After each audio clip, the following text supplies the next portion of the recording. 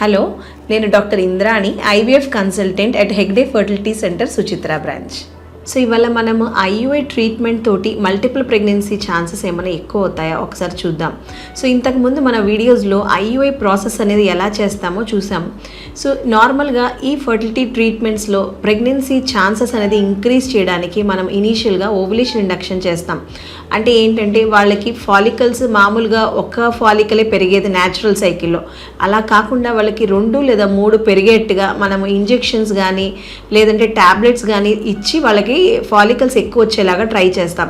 So ఈ follicles 2 or 3 follicles వచ్చినప్పుడు తర్వాత ఈ ఐయుఐ ప్రిపరేషన్లో మనం ఏదైతే సెమెన్ శాంపుల్ ప్రిపేర్ చేసి దాన్ని యూట్రస్ లోపల పెడతామో అప్పుడు ఈ స్పర్మ్ యాక్టివ్ది ఏదైతే ఉందో వెళ్ళి ఫర్టిలైజేషన్ అనేది చేయడానికి ఛాన్సెస్ అనేవి ఎక్కువ అవుతాయి అన్నమాట.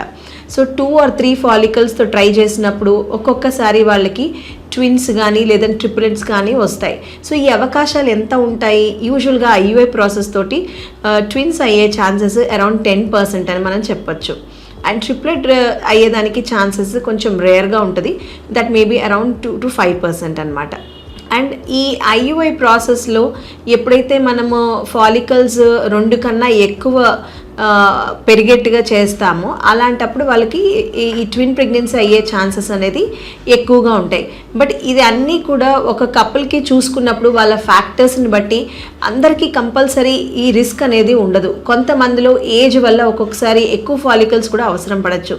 సో దానితోటి మనం అన్నీ చూసుకొని వాళ్ళకి స్టిమ్యులేషన్ అదన్నీ ప్లాన్ చేసుకొని చేయడం వల్ల వాళ్ళకి మనము ఈ మల్టిపుల్ ప్రెగ్నెన్సీ ఛాన్సెస్ అనేవి కూడా తగ్గించవచ్చు. Thank you.